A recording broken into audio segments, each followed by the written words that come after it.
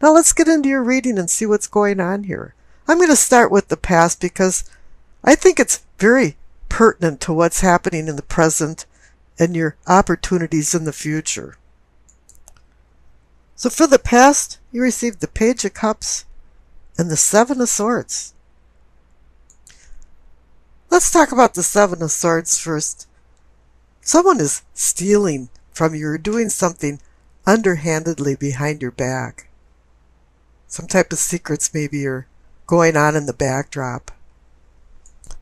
It's like somebody wants to win a game without playing fair and square.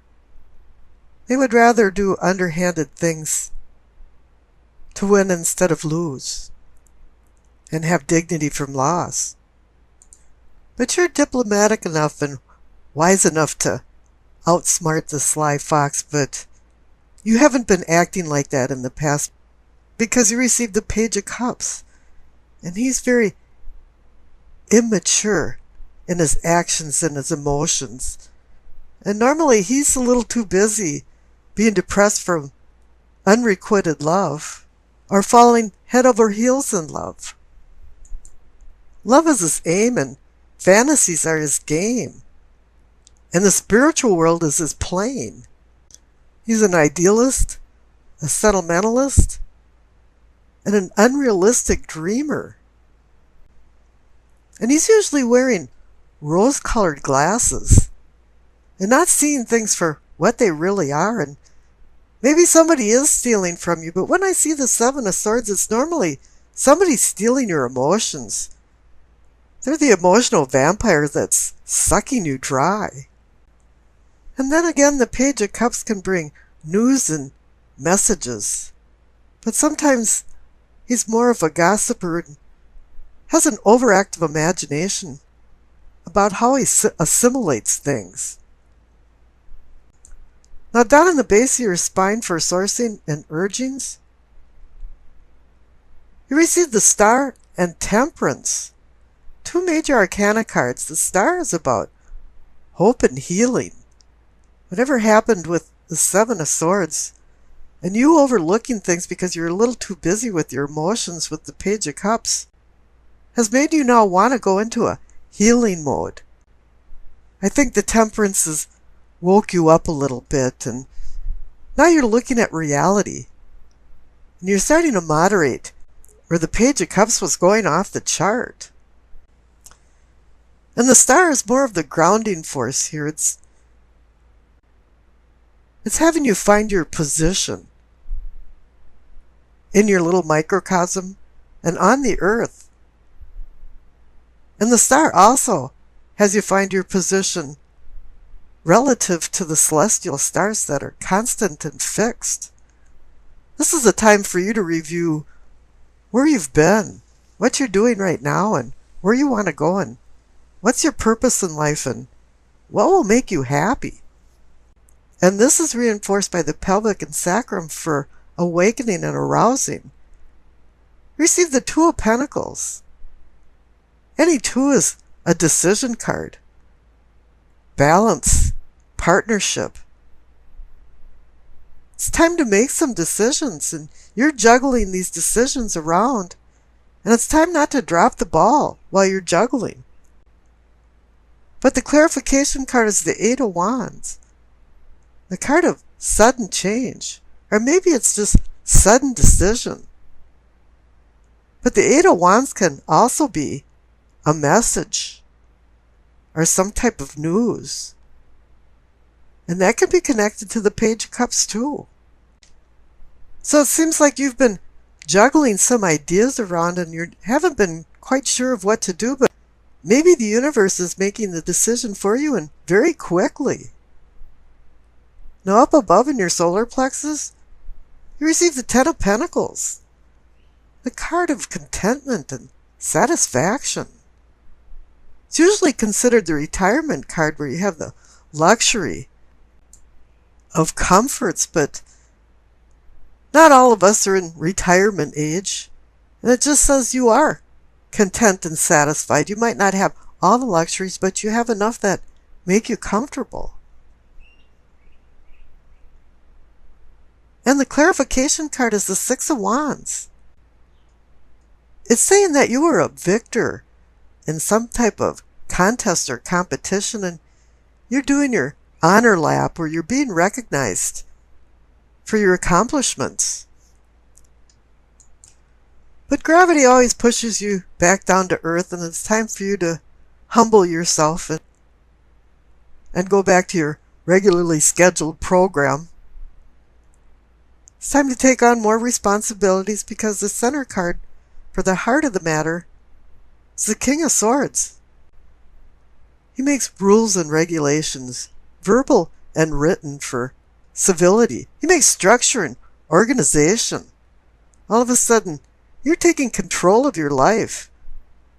You had to make some decisions, and I think now the King of Swords is making these decisions for you. He's standing behind and watching your back. Now the clarification card is the Six of Swords. And it's a moving on card. It's going from tumultuous waters to more tranquil waters. And this has the same theme as down there in the throat for communicating and teachings.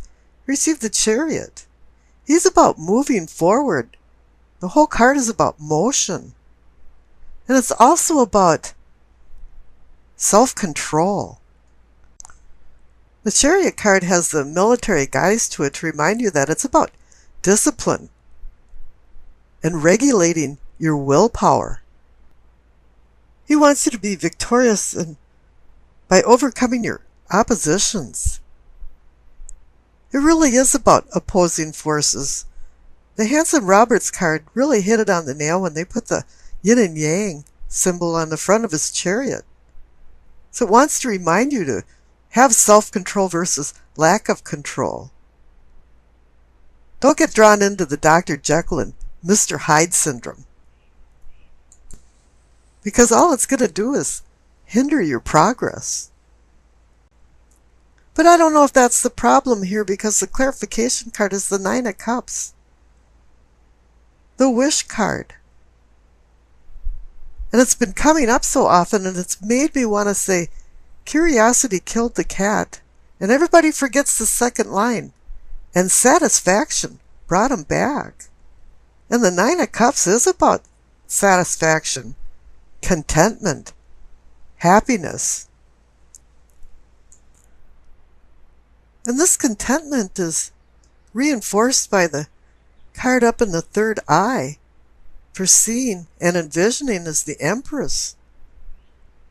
She's the Mother Earth, the Alamata, the nourishing mother of all, and symbolizes fertility and creation, love.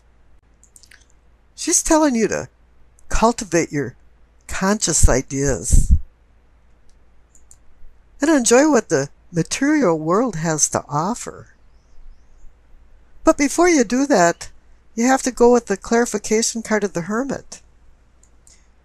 He's indicating that you have a desire for change in your unconscious inner self before you start enjoying the conscious foreself.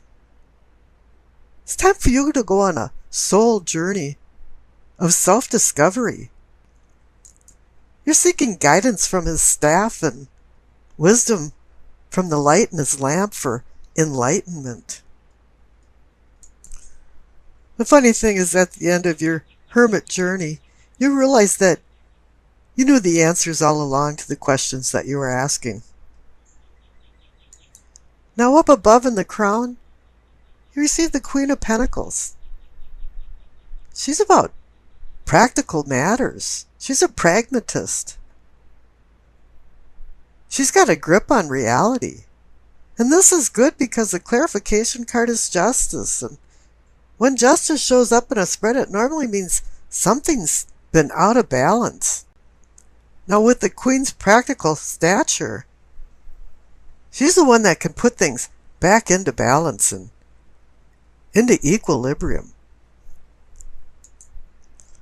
And perhaps whoever's been stealing from you down there with the Seven of Swords is going to receive the sword of accountability from justice.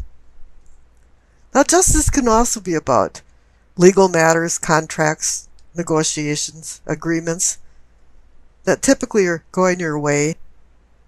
But whatever it is, your past actions are connected to your present state of affairs.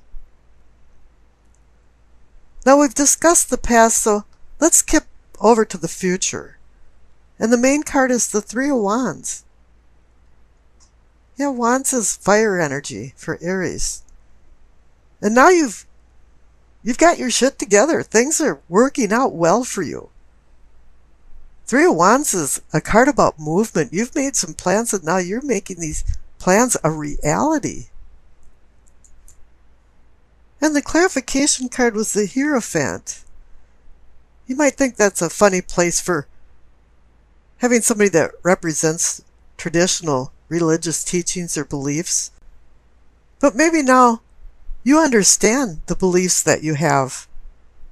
And you're fueled on some types of truths. You're no longer back at the Seven of Swords and somebody's stealing from you, and the Page of Cups where your head's in the clouds and you're in fantasy land. All of a sudden, you've accepted what the truth is. So you can go forward with the Three of Wands with the plans that you've made. Let's go back to the Seven of Cups. That's really splayed energy. It's about a difficult decision or decisions. But it's in an atmosphere of chaos and illusion and fantasy. Wishing is one thing and making it come true is another. Each cup holds pleasures and treasures, or disenchantments and disappointments. The enticement of so many choices has your head spinning. And there's also a temptation involved in this cup about sexual and emotional folly, which is extremely strong and drawing you towards it. And you have to get out of your kind of day trip or fantasy land and start separating real from imagined. And so then it comes down to which cup will you choose and which cup will you lose. And the Two of Swords, as I mentioned, also is a decision card, but it's indecision in the face of opposing forces. And right now you're at a crossroads of a very difficult decision. You know, all two cards are about planning and decisions, balance and partnership. And in this instance, confusion has set in and you don't know which way to turn. There's challenges and obstacles laying ahead, and it's discouraging, even for those with a strong disposition. It's time for you to do some soul searching to find a resolution to your particular dilemma. And you know what, you have to understand too that not making a decision is a decision in itself, and at times the cosmos will take a handle on things and make one for you. And this might not be to your liking. Now the Emperor is about overseeing organization, structure, and responsibility with rules and regulations to manage his empire. But in this instance, the Emperor personifies you because Aries rules the Emperor card. You'll see rams on the armrests of his throne. The Emperor symbolizes power, leadership, authority, and vigilant governance. Decisions are made in his chamber with logic and reason. He leaves the emotional decisions to his soulmate, the Empress. He's like a CEO of a company, all the way down to the patriarch of a family. And he's here to assist you in running the microcosm of your personal empire. And he's here to assist you also into making good decisions, logic and reason-based decisions. Okay, and then the 3 dice down on the bottom, you receive Gemini, Saturn, and the 8th house. Connecting the dice right away to the cards says to me that all roads lead to Rome, or more precisely to the Emperor. He's the key to this reading. You know, the 8th house brings in the idea that death and taxes are the only thing you can depend on in life. However, with the 8th house involved in it, you got your hands in the cookie jar of joint finances and other people's money. Initiatives and discipline hit the forefront. The combination of the cards above and the dice indicate that you will find new and exciting ways of conducting old mundane business into prospering new business affairs. That is if you're not turned off by listening to other people's opinions and indulging in self-justification to sway personal interests into your favor. Then all bets are off. Diplomacy can be really sweet and also your ticket to success. Although solutions to pending problems must be based on the value of your product or the usefulness of your service. Intellect will be strong with heavy emphasis on details of legal contracts and agreements as well as the sciences for some reason. Candid words conveyed to you are spoken by you, set the stage for establishing priorities. Disturbing dreams bring spiritual insight from astral projection encounters.